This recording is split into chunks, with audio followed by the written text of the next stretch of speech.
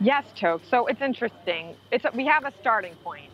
We obviously, if we already knew exactly what was going to be achieved, we wouldn't have the need for the days ahead. However, this morning, after a very strong introductory discourse that the Pope had given to bishops, which wasn't expected, we knew he would speak briefly, but his main event will be to speak on Sunday after the final Mass and give a strong speech then.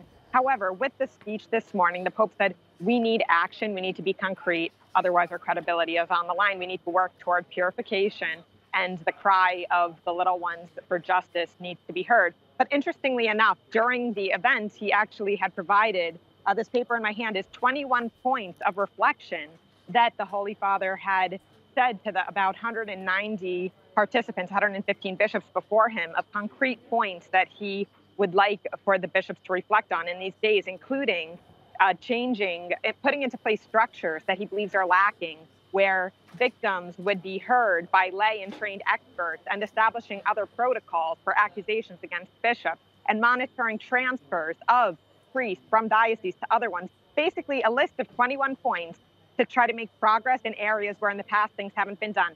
Many observers here feel more should be done, but it's a good starting point. Deborah, this being the first day, of course, lots of survivors have been giving evidence. What else has come out of this summit?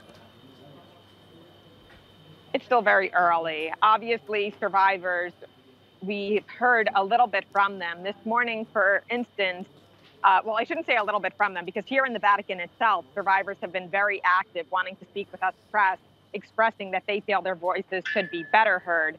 For instance, yesterday, some of the victims who believe they should have been meeting with the committee of organizers, they were complaining that their voices should be heard as well. But we do know Pope Francis personally meets with victims.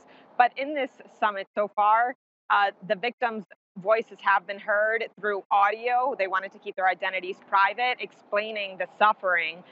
One person told of how she had an abortion paid for 3 times by the priest who was abusing her, and there were 5 different testimonies from different continents. So it really had a very strong effect. At least we hope it will in the days to come for what needs to be done. There will be another victim speaking later today to the bishops, in addition to presentations from the bishops themselves. But this is all developments in the path toward establishing the protocols necessary. So hopefully we'll be hearing more developments in the days to come.